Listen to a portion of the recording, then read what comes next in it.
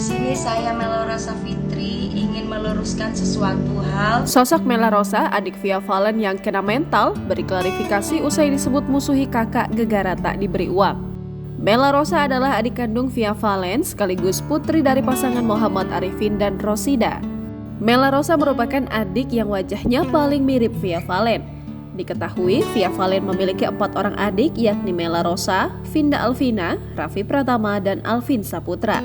Rata-rata usia adik Via Valen sudah dewasa kecuali Alvin Saputra yang masih anak-anak.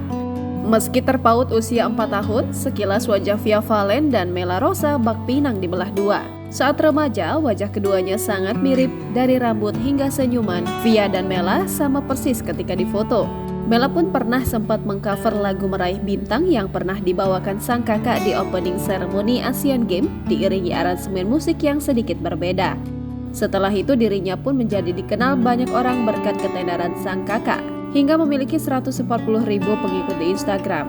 Sebagai adik Via Valen, Mela Rosa pun menjelma jadi seorang influencer. Kekasih Dani Prastio itu pun kemudian memilih menjadi seorang influencer serta berbisnis.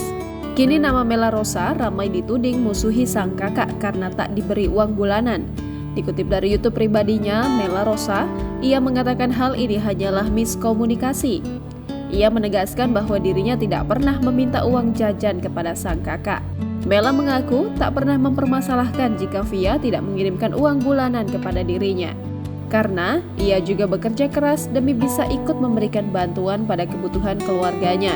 Dan selama ini peran saya sebagai adik di keluarga ini, saya juga membantu apapun yang ada di rumah. Sambil menangis, Mela juga kembali mengenang kala mobil mewah Via Valen terbakar. Ia mengaku saat itu dirinya lah yang mengurus urusan mobil tersebut hingga selesai. Adapun adik Via Valen ini sampai merasa sakit hati dan kena mental imbas hujatan para warganet kepadanya. Jangan ada yang nyudutin ke saya. Sakit hatiku ini. Namun ia tetap mengucap syukur lantaran keluarganya masih bahagia seperti umumnya.